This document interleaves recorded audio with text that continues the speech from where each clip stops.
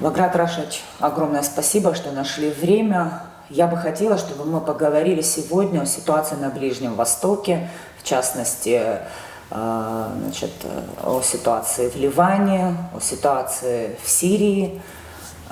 Я, насколько знаю, вы совсем недавно были в Ливане. Расскажите, по какой причине вы туда поехали и что вы видели, что там произошло?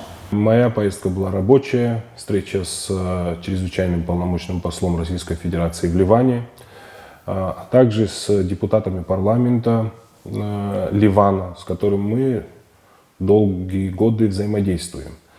У нас на протяжении нескольких лет стоял вопрос о развитии двухсторонних отношений между Республикой Абхазия и Республикой Ливан. И развитие торгово-экономических отношений, политических и многих других направлений. С этими странами, в частности с Ливаном и Сирией, я взаимодействую уже более 25 лет. Там и друзья наши, и в первую очередь там диаспора наша проживает в селе Буркаиль. 20 числа, 20 сентября, мы даже не успели встретиться с послом России в Ливане, с Александром Николаевичем Рудаковым, как прогремел очень серьезный взрыв, началась бомбардировка со стороны Израиля. Ситуация, конечно, на сегодняшний день критичная в Ливане. То есть обстреливали Бейрут? Обстреливали Бейрут, совершенно верно. Это окраине центральной части города. И погибло более 70 человек, не говоря о тех, кто пропали без вести. Конечно, в этой ситуации в тот же день мы не смогли, я не смог вылететь, рейсы были сразу же отменены. Где вы находились в этот период?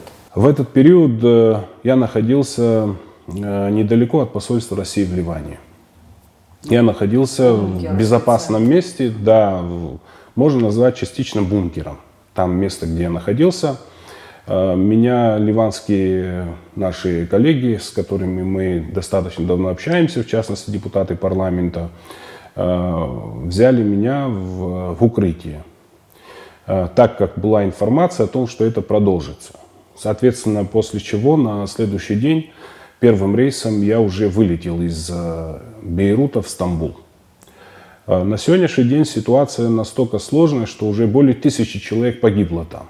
Агрессия со стороны Израиля, в принципе, для стран Ближнего Востока это не первый случай, в частности для Ливана и также для нашего союзника в лице братской Сирии, который испытывает постоянные угрозы, постоянные бомбежки со стороны Израиля.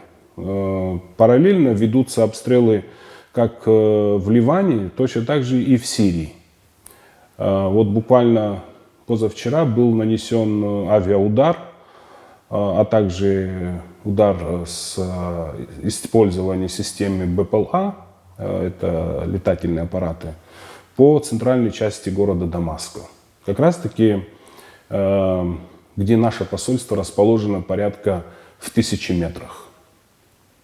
То есть непосредственной близости? Да, непосредственной близости. Это район Маззе называется. Эти угрозы, которые на сегодняшний день несет Израиль, на самом деле это чревато последствиями для всего ближневосточного региона. Мы обращаем внимание на то, что и МИД России, и многие другие страны, в частности и ООН, выступает за переговорный процесс, урегулирование этого конфликта. Но Израиль не поддается этим процессам, к переговорам, наоборот, отвергает все предложенные моменты с точки зрения прекращения огня и продолжает свою агрессию. С нанесением бомбового удара по Бейруту и гибель лидера политической партии Хизбаллах Хасана Насралла, а также и других руководителей, других высокопоставленных лиц, которые непосредственно являлись членами Хизбалла, на сегодняшний день Ливан может дойти до нехороших обстоятельств. Но на сегодняшний день мы прекрасно знаем действия всецело, вот Запад, Соединенные Штаты, Израиль, всю ту агрессию, которую несут они.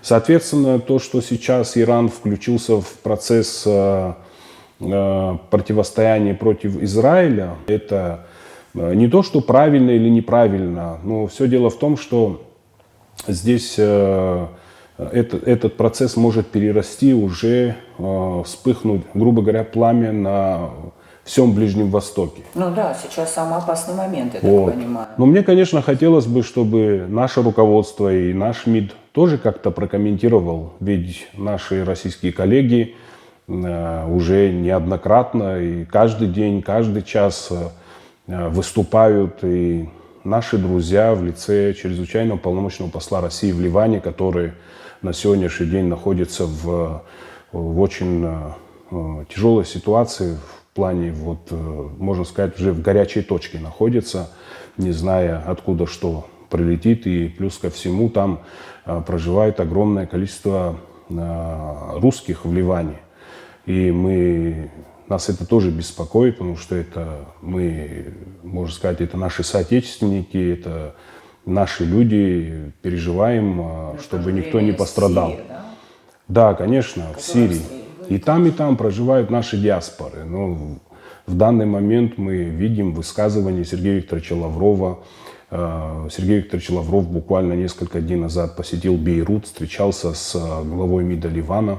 Хотелось бы, чтобы наше руководство, и в первую очередь МИД Абхазии, чтобы высказало свое мнение с поддержкой в адрес нашего братского союзника Сирийско-Арабской Республики, в адрес руководства, который на сегодняшний день находится в тяжелейшем положении. Баграт Рашидович, если я вас правильно понимаю, ни власть Республики Абхазия, ни МИД до сих пор не сделали никаких заявлений? Все выступают, все комментируют, но нашего голоса не слышно. Мы заняты апартаментами, наверное, или апарт-отелями, или другими процессами, или инвестиционными соглашениями, или еще какими-то моментами. Но мы же проявляем и говорим, что Россия – это главный наш стратегический союзник. Ну, так давайте власти, Министерство иностранных дел, руководство страны, выскажите свое мнение, поддержите нашу братскую Сирию, поддержите Ливан, потому что там тоже наша диаспора проживает. Давайте поддержим нашу Россию, с которой мы солидарны везде, всегда, и по СВО, и по другим направлениям. По Турции, когда были процессы, мы их поддерживаем. Сейчас чего мы не поддерживаем? Почему мы сейчас молчим? Я так понимаю, что вы на связи со своим коллегой, значит, послом Российской Федерации в Ливане. Как сейчас там обстановка? Вы знаете, ночью был обстрел со стороны Ирана по Израилю. Было запущено более 300-400 баллистических ракет. После этого есть определенное затишье, но думаю, что это ненадолго. Неизвестно, в какую плоскость это все перейдет. Ситуация крайне сложная, крайне тяжелая. Сейчас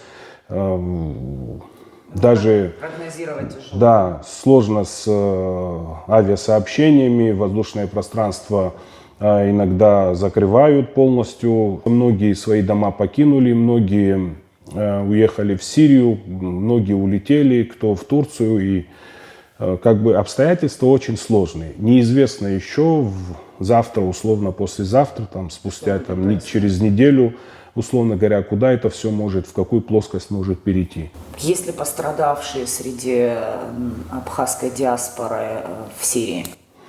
Нет, пострадавших среди диаспоры, абхазской диаспоры в Сирии нету. Но, конечно, ситуация очень сложная. Эти агрессии это продолжается со стороны Израиля. Израиль, наверное, хочет захватить весь мир, наверное, к этому все идет. И на сегодняшний день ситуация сложная остается, и она перерастает с каждым днем, с каждым разом. И может вылиться в полномасштабный конфликт? Вполне возможно, что это выльется в полномасштабный конфликт, потому что сегодня Израиль поддерживается со стороны Соединенных Штатов, и в целом все западные страны поддерживают Израиль. Неизвестно, куда, в какую плоскость все это перейдет.